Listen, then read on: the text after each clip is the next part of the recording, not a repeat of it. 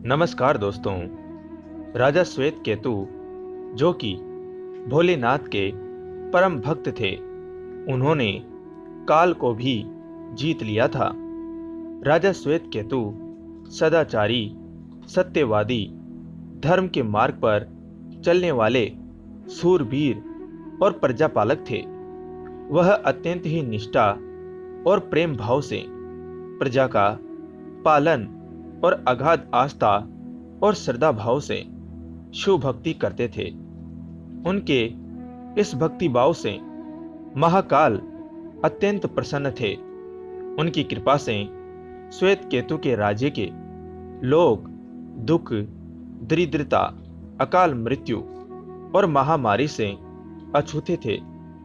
एक दिन जब राजा श्वेत केतु का जीवन काल समाप्त होने को था और वह भोलेनाथ की आराधना में लीन थे, तब चित्रगुप्त ने यमराज से कहा कि राजा श्वेत केतु की आयु अब पूरी हो चुकी है, अब उनके प्राण हरने का समय है। तब यमराज ने अपने दूतों को आज्ञा दी कि वे जाए और श्वेत केतु के प्राण हर लाए। यमदूत राजा श्वेत केतु के पास पहुंचे तो वह शिव मंदिर में थे। दूत बाहर ही खड़े हो गए। श्वेत केतु गहरे ध्यान में थे।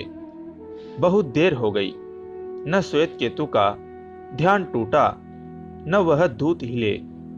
दूत बिना अपना काम किए खड़े रहे।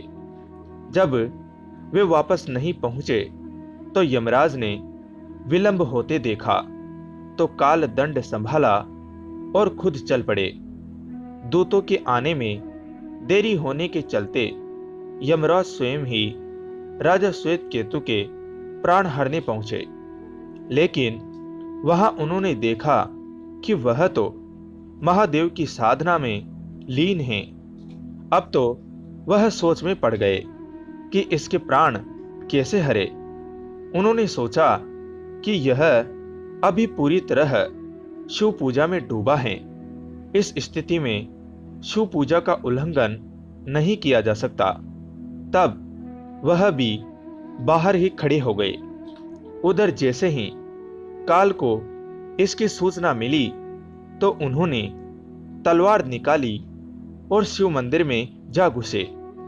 काल ने देखा कि राजा श्वेत केतु अभी भी भगवान शिव के सामने बैठे ध्यान मग्न हैं। वह झपट कर आगे बढ़ा और जैसे ही उसने राजा श्वेत केतु का सिर काटने के लिए तलवार उठाई, शिवजी ने अपना तीसरा नेत्र खोलकर काल की ओर देखा।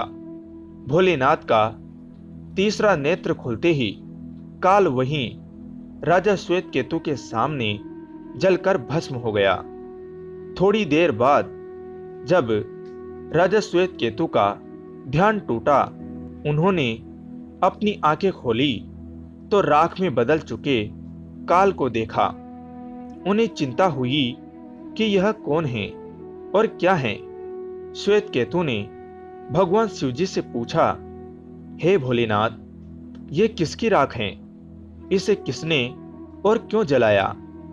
तब भोलेनाथ ने बताया कि यह काल था जो कि तुम्हारे प्राण हरने आया था। राजा श्वेत केतु ने कहा कि हे महाकाल, यह तो आपकी ही आज्ञा से तीनों लोकों में विचरता है, लोक को नियंत्रण में रखता है। इसी के भय से तो लोग पुण्य कार्य करते हैं।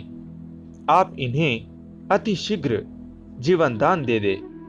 शिवजी की कृपा से काल जी उठा और उसने उठते ही श्वेत केतु को अपने गले से लगाकर कहा, राजा, तुम जैसा तो तीनों लोकों में कोई नहीं है। तुमने तो अजय काल को भी जीत लिया। जीवन दान पाकर काल और यमराज ने कहा कि ऐसे जातक जो शिवजी के परम भक्त हैं, सच्चे मन और पूरी श्रद्धा से महाकाल की पूजा में लीन रहते हैं, सिर पर जटा और गले में रुद्राक्ष पहनते हैं, विभूति का त्रिपुंड ललाट पर लगाते और पंचाक्षर मंत्र का जप करते हैं, उन्हें कभी भी अकाल मृत्यु का ग्रास नहीं बनना पड़ेगा।